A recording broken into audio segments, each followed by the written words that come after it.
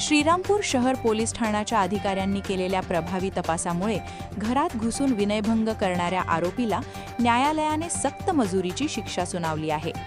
या प्रकरणाचा तपास police head constable Machhindra Kisan Shelar यांनी केला। त्यांच्या काटेकोर तपासामुळे आणि सशक्त पुराव्यांमुळे न्यायालयाने आरोपीला दोषी ठरवले। घटनेत आरोपीने पीडित महिलेच्या घरी बेकायदेशीर प्रवेश करून तिच्याशी अश्लील वर्तन केले, तसेच जीवे मारण्याची धमकी दिली होती। यानंतर श्रीरामपूर शहर पोलीस ठाण्यात गुन्हा दाखल करण्यात आला। तपासादरम्यान पोलिसांनी महत्त्वाचे पुरावे गोळा केले आणि साक्षीदारांची साक्ष नोंदवून न्यायालयात मजबूत बाजू मांडली। सरकारी पक्षाच्या प्रभावी युक्तिवादामुळे न्यायालयाने भारतीय दंड संहितेच्या कलम 354, 452, 504 व 506 अंतर्गत आरोपीला शिक्षा सुनावली।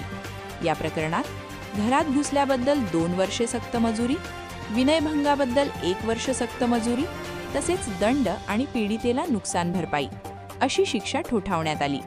या यशस्वी कारवाईमुळे श्रीरामपूर शहर पोलिसांचे सर्वत्र कौतुक होत असून महिलांच्या सुरक्षेबाबत पोलीस प्रशासनाची बांधील